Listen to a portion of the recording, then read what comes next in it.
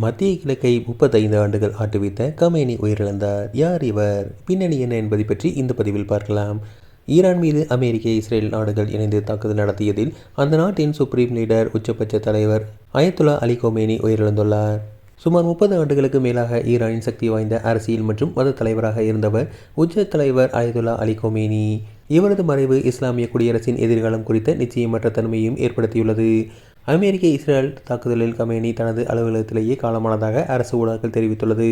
மேலும் கமேனியின் மரணத்தை தொடர்ந்து 40 நாட்கள் துக்கம் அனுசரிக்கப்படும் என அந்த நாட்டு அரசு அறிவித்துள்ளது. மத்திய கிழக்கு அரசியல் தவிர்க்கவே முடியாத நபராக இருந்த கமேனி 1939இல் மசாத் நகரில் பிறந்தார். 1979இல் இஸ்லாமிய புரட்சி காலகட்டத்தில் ஒரு முக்கிய மத பிரமுகராக உருவெடுத்தார். இஸ்லாமிய புரட்சியை அப்போது முன்னின்று நடத்திய கொமேனியின் நெருங்கிய கூட்டாளியான கமேனி, ஷா முகமது ரேசா பஹ்லவியின் ஆட்சியை தனது எதிர்ப்பு நடவடிக்கைகளாக பலமுறை கைது செய்யப்பட்டார். இஸ்லாமிய புரட்சிக்கு பிறகு ஈரானில் அமைந்த புதிய அரசியல் அவருக்கு சீக்கிரமே முக்கிய இடம் கிடைத்தது. 1981 முதல் 1989 வரை ஈராக் போரில் உள்ளிட்ட கொந்தளிப்பான காலகட்டங்களில் அவர் ஈரானின் அதிபராக பணியாற்றினார். 1989இல் இஸ்லாமிய புரட்சிக்கு வித்திட்ட கொமேனியின் மறைவுக்கு பிறகு கமேனி ஈரானின் 2வது சுப்ரீம் லீடர், அதாவது உச்ச தலைவராக நியமிக்கப்பட்டார். இந்த பதவி தேர்ந்தெடுக்கப்பட்ட அரசுக்கு மேலானதாகும். எந்த ஒரு அரசு முடிவை எடுத்தாலும் அதை மாற்றியமைக்கும் அதிகாரம் சுப்ரீம் லீடருக்கு உள்ளது. சுப்ரீம் லீடருக்கு தான் அரசின் மீது இறுதி அதிகாரம் இருக்கிறது. சுப்ரீம் லீடர் என்ற முறையில் ஈரானின் ஆயுதப்படைகள் மற்றும் இஸ்லாமிய புரட்சிகர பாதுகாப்பு படை IRGC, நீதித்துறை மற்றும் அரசு ஒளிபரப்பு நெட்வொர்க் ஆகியவை நேரடியாக இவரது கண்ட்ரோலில் தான் வரும்.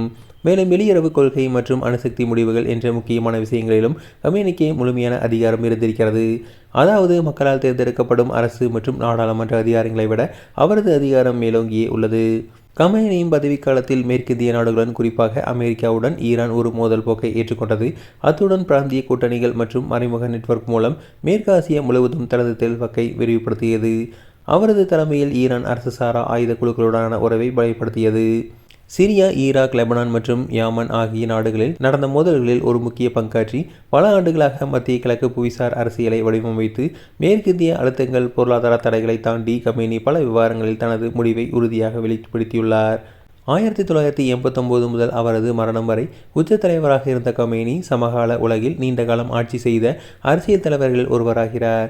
அவரது ஆட்சி ஈரானின் நவீன வரலாற்றில் பல முக்கியமான தருணங்களுக்கு சாட்சியாக இருந்தது.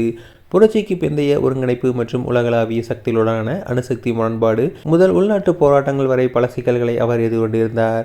அவரது முறையுடன் ஈரான் ஒரு முக்கியமான மாற்றத்தை எதிர்கொள்கிறது. நாட்டின் மிகவும் சக்தி வாய்ந்த பதவிக்கு அடுத்த வரிசை மத ஸ்தாபனம் தீர்மானிக்கப்பட்டுள்ளது.